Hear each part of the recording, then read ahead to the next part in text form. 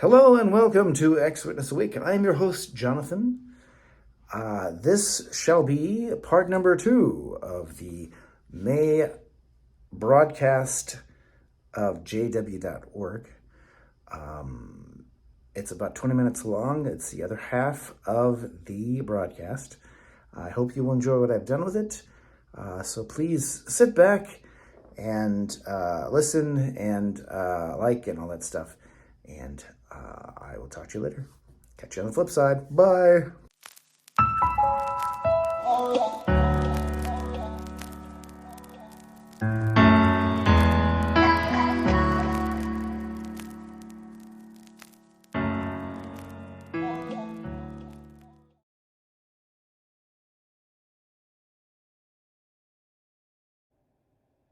In this world, people feel unloved and isolated for many reasons.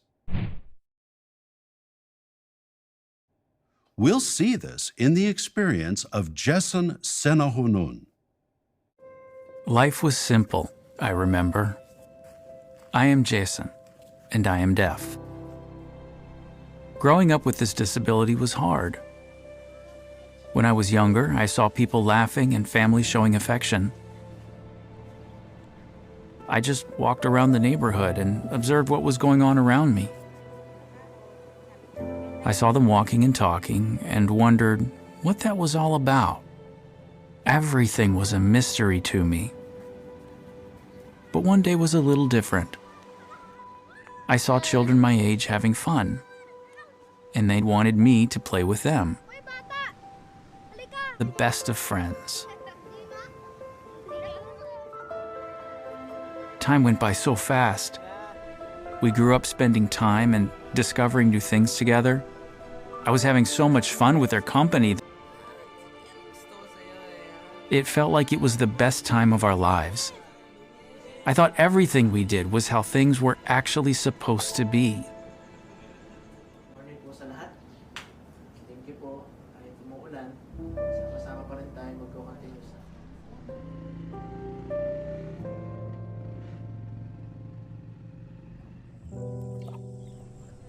One day, in a deaf search in our area, the witnesses found me.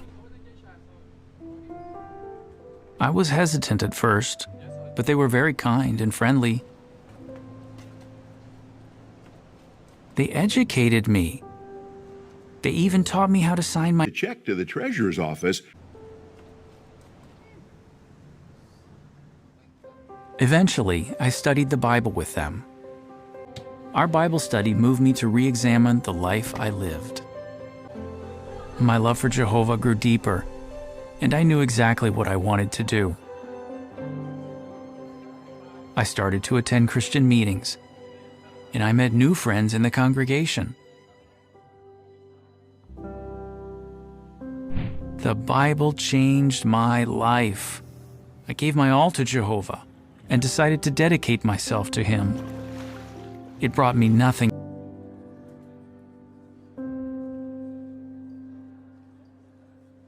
Now, I am in full-time service. I was appointed to serve as a ministerial servant in our congregation. And I was called to volunteer in Bethel too. They taught me how to drink alcohol to our heart's content.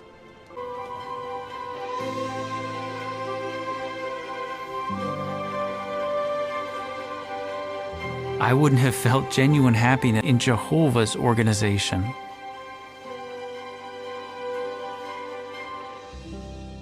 To all the deaf out there that haven't had the chance to know Jehovah yet, I hope and encourage you to study the Bible. If you are deaf and you would like to learn more about the Bible, we hope you are watching a sign language interpretation of this program and that you'll accept Jason's invitation to study. As we discussed earlier, our unity can suffer if we allow minor matters to affect us. In our next video, notice what we can do to set aside such feelings and preserve unity. Many years ago, I started working at a firm and I helped a sister to get a position at the same firm. As time went on, I may have come to the wrong conclusion, but I felt that this sister wanted to be in charge. I didn't feel very happy about it. A few months later, I was retrenched from work. I felt very hurt. My mother always told me to be the lesser one and just to let things go. So I kept quiet and I left the firm. Due to certain circumstances, we changed congregations, so we didn't see each other anymore.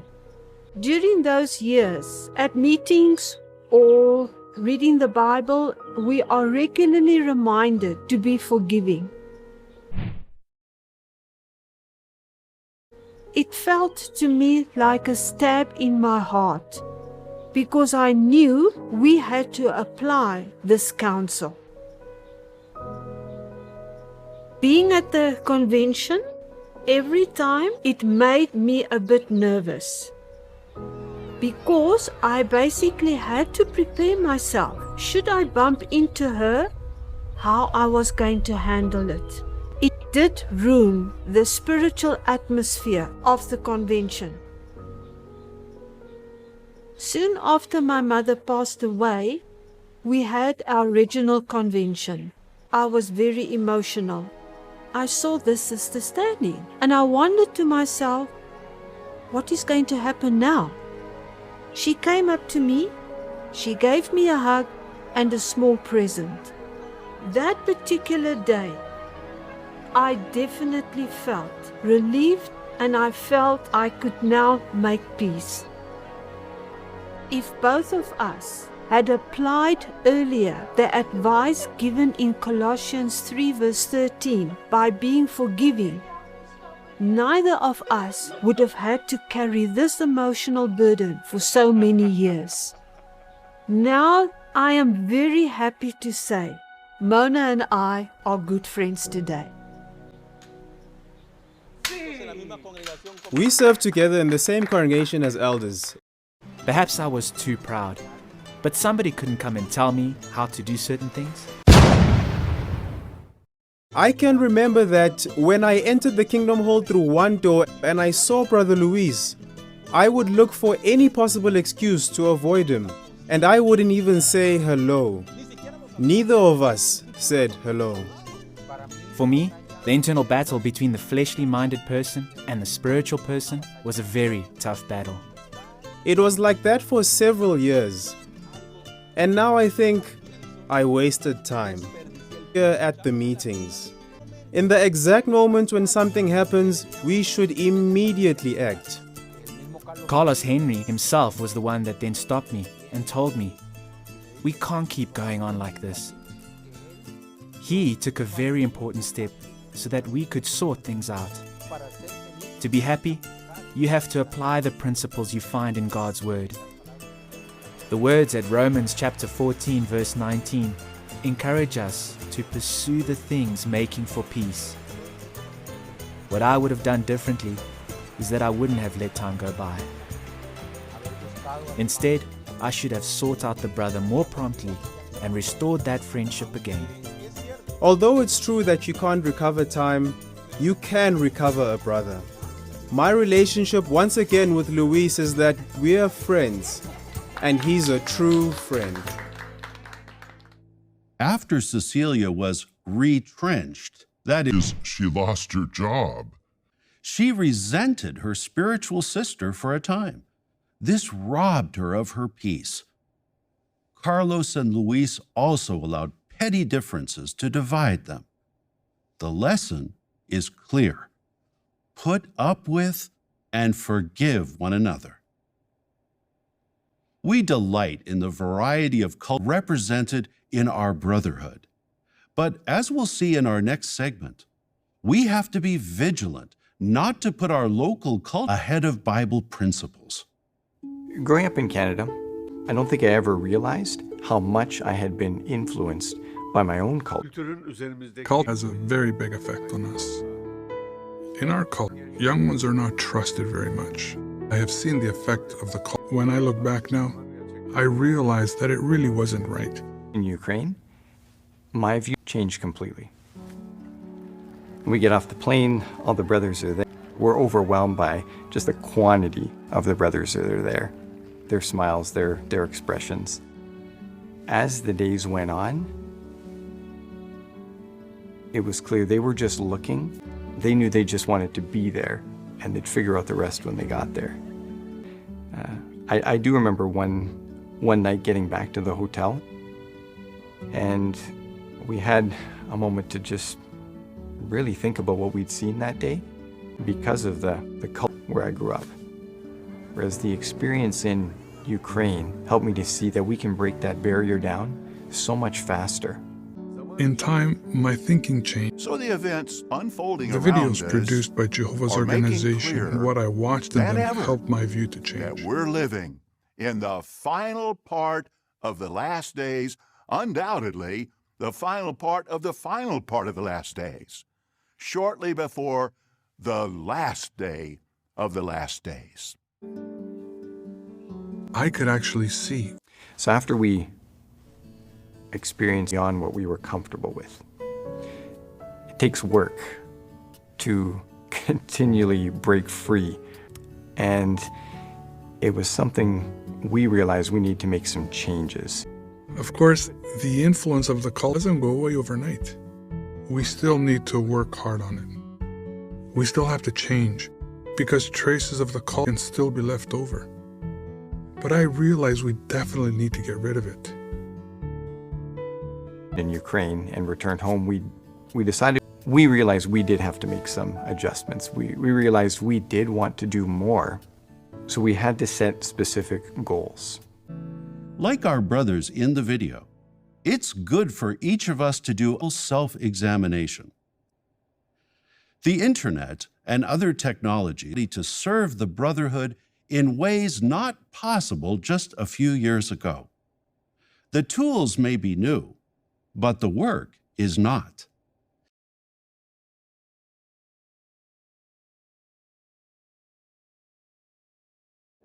What beautiful reminders of the efforts our brothers made to serve our spiritual family.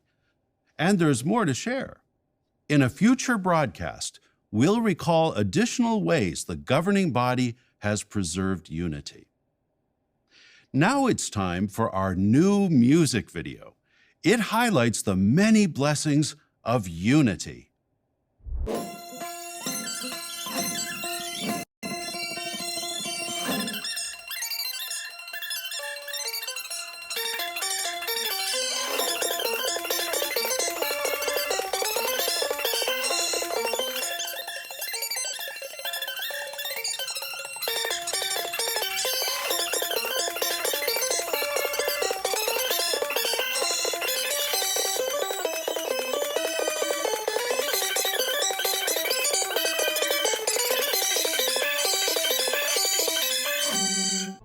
This month's program encouraged us to stand together as one united people.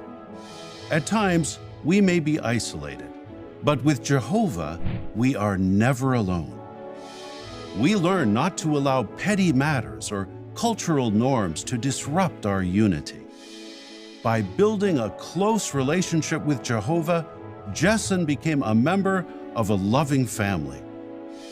We were encouraged to seek opportunities to show unselfish love. And we reflected on the many ways the governing body has worked to keep us as a united people. In this month's video postcard, we go to the island of Newfoundland in Canada. A large island at the far eastern coast of North America, Newfoundland is an amazing place of unique contrasts in weather, geography, and natural beauty. Sister Edith Mason brought the truth here more than a century ago.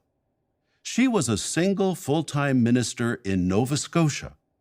In 1914, she resolved to go by herself to preach in Newfoundland, where there were no witnesses at that time. After much prayer and planning, she arranged for the photodrama of creation to be brought here in 1916. Over 10,000 people viewed this groundbreaking presentation. Some of the early preaching work was done by boat. Over the years, the brothers used 4 missionary boats to cover over 6,400 kilometers, or more than 4,000 miles, of coastal territory. After the Second World War, spiritual activity increased. In 1945, a branch office was established, and the first group of Gilead-trained missionaries arrived. The branch office continued to operate until 1981. Gilead graduates Bernie and Elizabeth Mailer were assigned to Newfoundland. They helped establish a congregation in Bonavista in 1952. Today, the Bonavista congregation has 38 publishers and 4 regular pioneers. The need remains great in Newfoundland. Almost 30% of Canada's unassigned territory is here.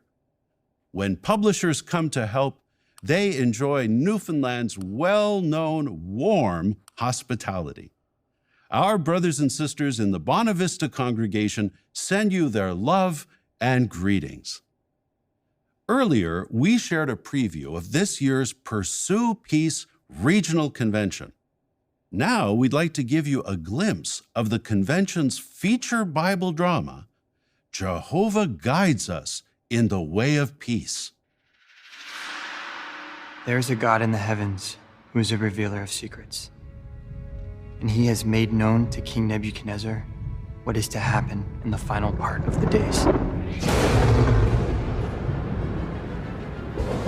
The divine dream that Daniel interprets for King Nebuchadnezzar constitutes a prophecy crucial for the lasting peace of mankind.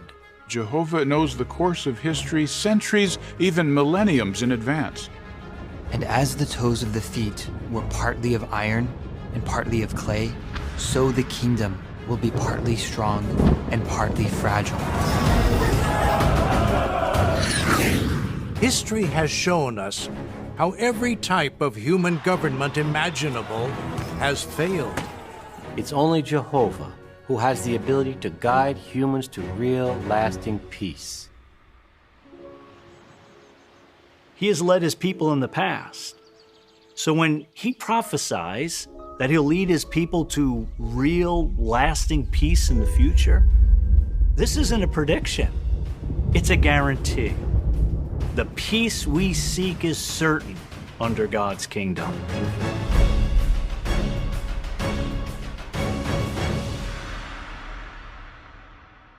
I'd like to share one more reason to be excited about the convention. It's my pleasure to announce that we'll conclude the convention with a new original song. The song and lyrics are now available on jw.org. The governing body requests that all of us practice the new song. And if someone needs help to download the song, please give them a hand and practice with them. Then together we'll sing out with all of our hearts to Jehovah's praise. As we conclude this month's program, please know that we sincerely love and appreciate your wallet. From the world headquarters of Jehovah's Witnesses, this is JW Broadcasting.